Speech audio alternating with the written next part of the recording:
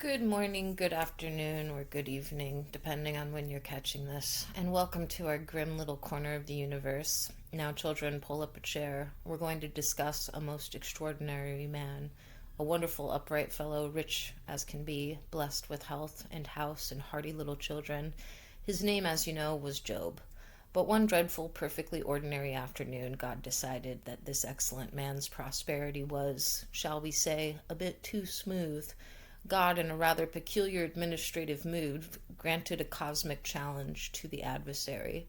A simple, horrifying premise: strip the man and see if he cracks. And crack the world did. The servants rushed in with the most ghastly news: the cattle gone, the sheep vaporized, the home of his children, poof, collapsed into a heap of dusty splinters, every asset liquidated in a single perfectly orchestrated afternoon. God had sent the bill, and the price was everything. Now, what does our poor, utterly ruined Job do? Does he run off to the marketplace and howl? No, he's far too smart for that. He stands and he performs an act of singular objective brilliance that chapter 1, verse 20 to 21 documents for us. He shaves his head. This is not a simple sorrow. This is a calculated rejection of the vanity of the self.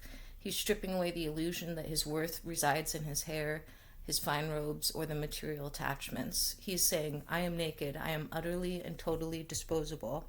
He falls to the ground and worships, but his liturgy is a brutal accounting. The Lord gave, and the Lord hath taken away. He acknowledges the totality of God's ownership. God is responsible for the blessing, and God is responsible for the demolition. A singular power, a singular truth.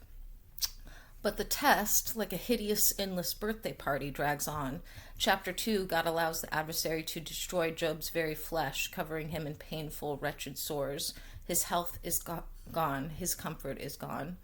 And then the collective arrives, the miserable little moralist, the friends. They show and come clacking into town like a trio of rusty second-hand tin men, convinced that the suffering must have been earned. They insist that he must have committed some terrible secret wickedness to warrant such a dreadful fate. Job, however, is not playing their pathetic game. From chapter 3 through chapter 19, his response is not a meekness, it's an indignant, documented filing of grievances directed squarely at the Almighty. Chapter 7, verse 11 says, I will not refrain my mouth, I will complain in the bitterness of my soul. This is the key.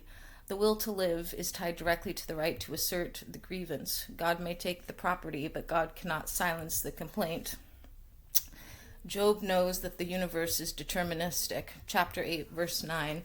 We are shadows. Our days are a mere blink. Everything, the great, the good fortune, the wicked, the ugly and painful suffering, it all falls under God's shadow and God's instruction. When he is ridiculed by the very neighbors he helped, chapter 12, verse 4, he acknowledges the bitter social truth. The just, upright man is laughed to scorn. The collective judges you not by your character, but by your assets.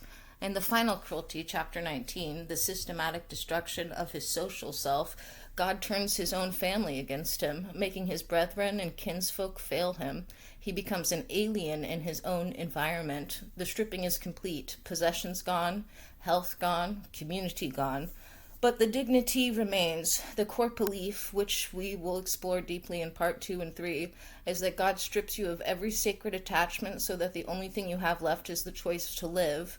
Every breath you take, despite the cosmic cruelty, is a conscious distance and defiance and a powerful acknowledgement of the ultimate power of God over life itself.